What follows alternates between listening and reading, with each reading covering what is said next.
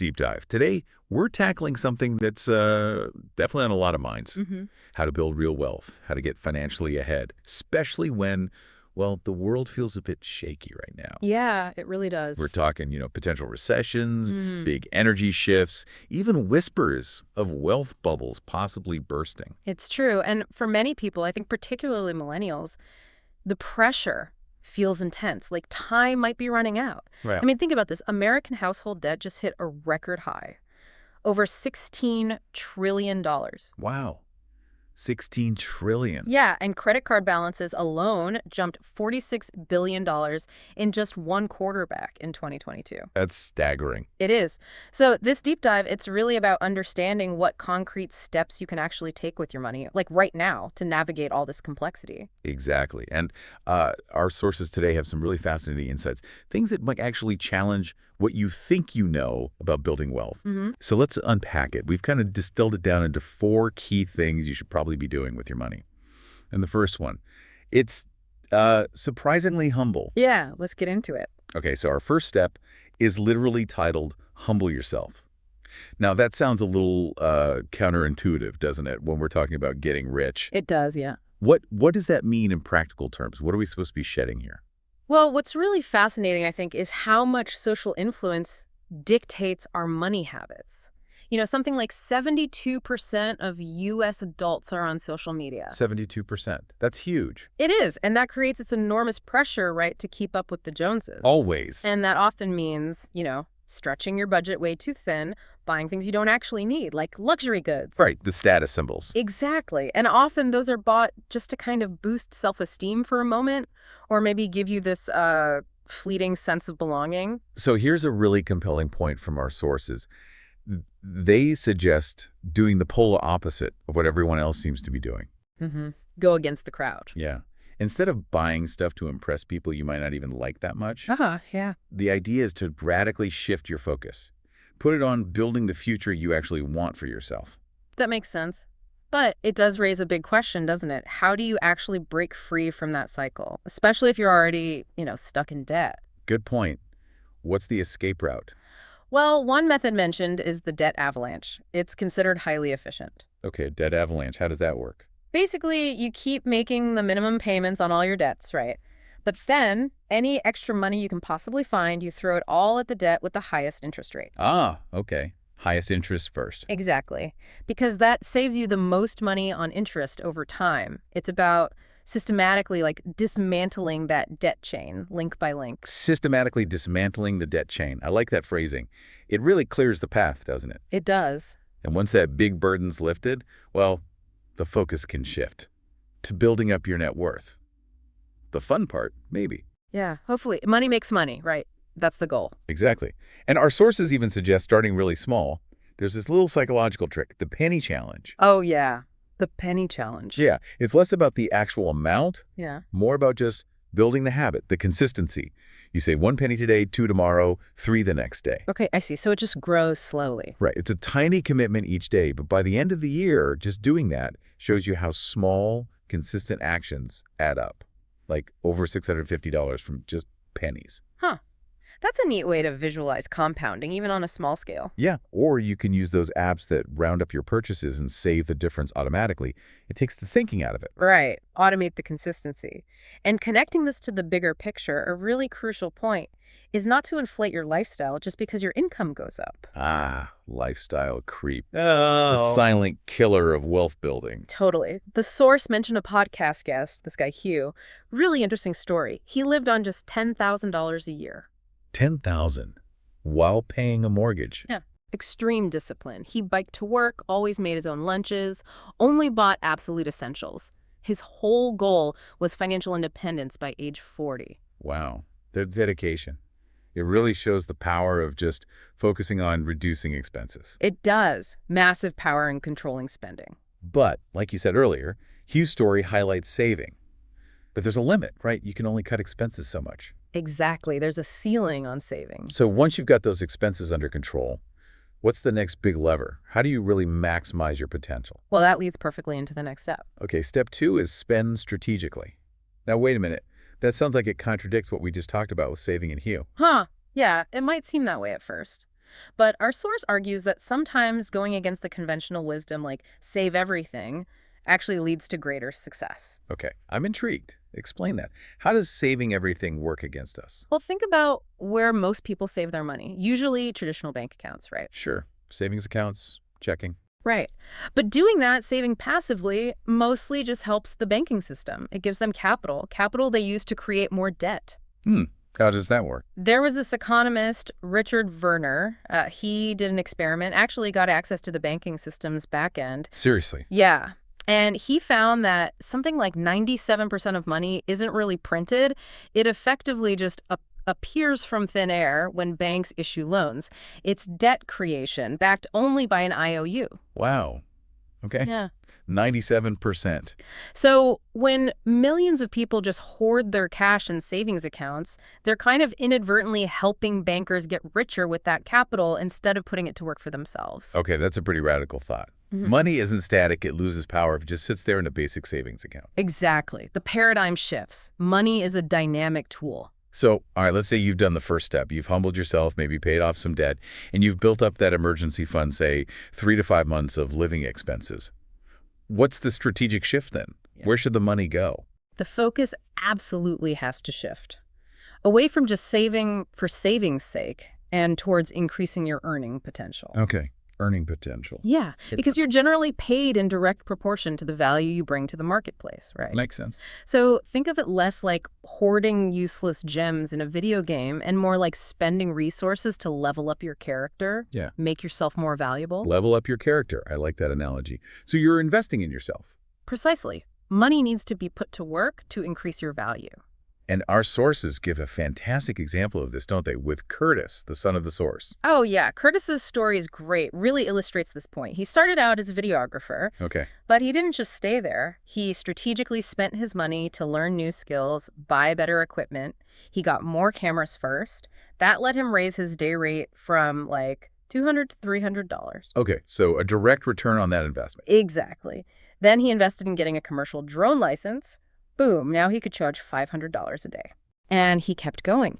He learned copywriting, editing, presenting skills, social media branding, even leadership skills, all strategic spending on himself. And where's he at now? Now, he's charging up to $10,000 per day for his services. $10,000 from $200. That's incredible. Isn't it?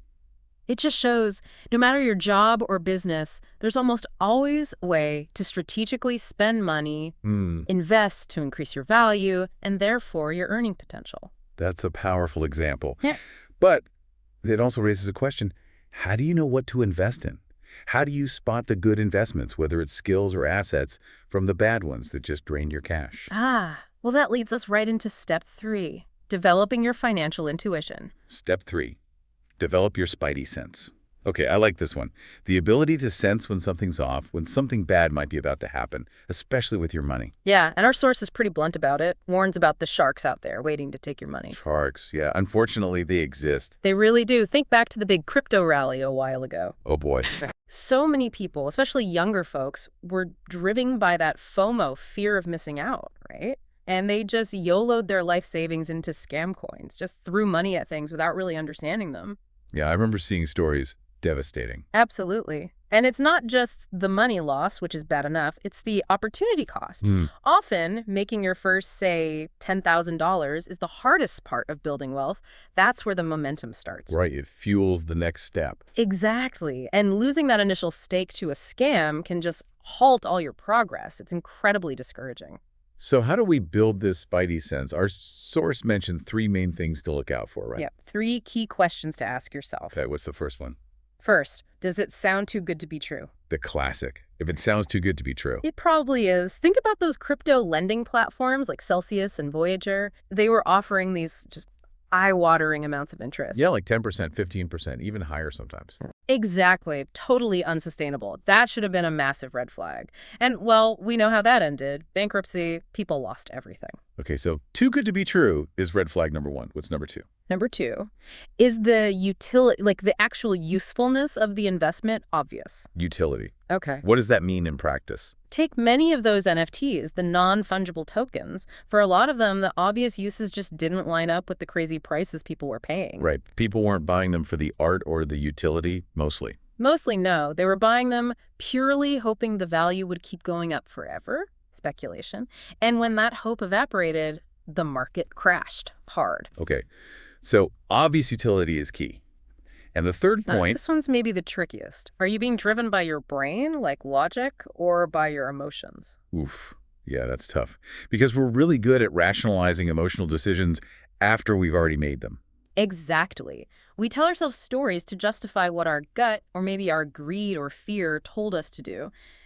And scammers are absolute masters at exploiting these emotional triggers, especially with things like digital products or online courses that promise the world. They know how to push those buttons. Fear of missing out, desire for quick riches. All of it. So being honest with yourself about why you want to make an investment is crucial. Is there a practical way to short-circuit that emotional decision-making? Actually, yes. And it's fascinatingly simple. The source suggests just waiting 7 days before making any significant, potentially emotional purchase or investment. 7 days, just pause. Just pause. Give it a week. That simple trick drastically reduces that initial dopamine hit, that excitement or fear rush. It gives your logical brain time to catch up and think much more clearly about the decision. A 7-day cooling-off period. That's a great actionable tip. Okay, so we've humbled ourselves, we're spending strategically, we've honed our spidey sense. What's the final step? The final step is where it all comes together. Step 4, build your empire. Build your empire. Okay, now we're talking. What does that look like? Our source uses this great analogy. Becoming a millionaire is like rolling a snowball down a hill. Okay. It starts small, maybe it's hard to get going, but as it rolls, it picks up more snow, gets bigger, gains momentum. It starts growing faster and faster with less effort. Compounding in action. Exactly. And having an abundance of cash, liquid cash, opens up an incredible number of opportunities that just weren't there before. So the snowball's gotten pretty big at this point. Yeah. The source shares a personal example from when he was in his early 20s, which is pretty impressive.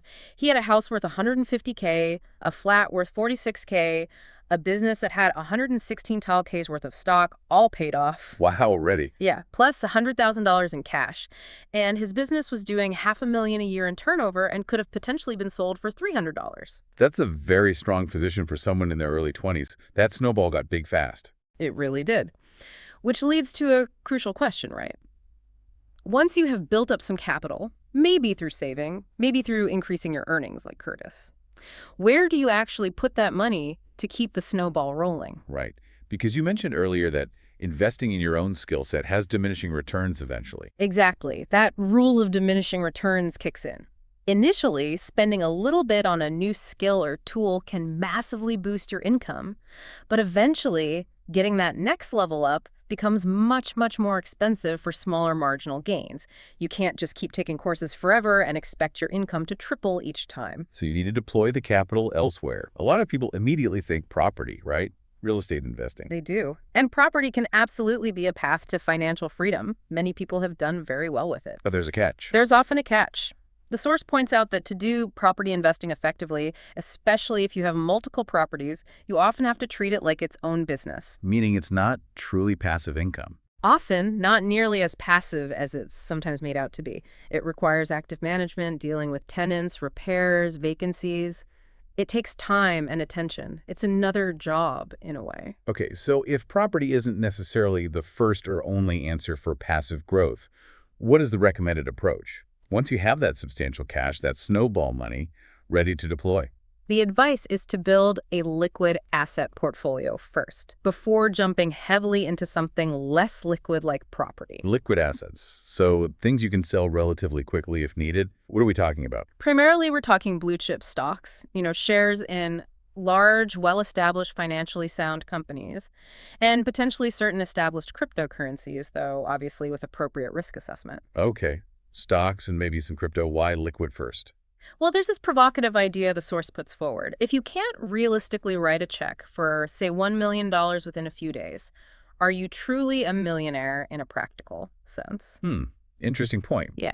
Because your net worth might be high on paper, but But it's all tied up. So many people have almost their entire net worth locked up in their family home. They might be paper millionaires, but they never actually benefit from that wealth during their lifetime in a usable way. They can't easily access it. Right. You can't spend your house equity easily. Exactly. So the advice is build up a sizable liquid portfolio first, maybe using diversified things like index funds. Index funds, like the S&P 500. Precisely. Things that give you broad exposure to the market, like the top 500 U.S. companies via an S&P 500 index fund.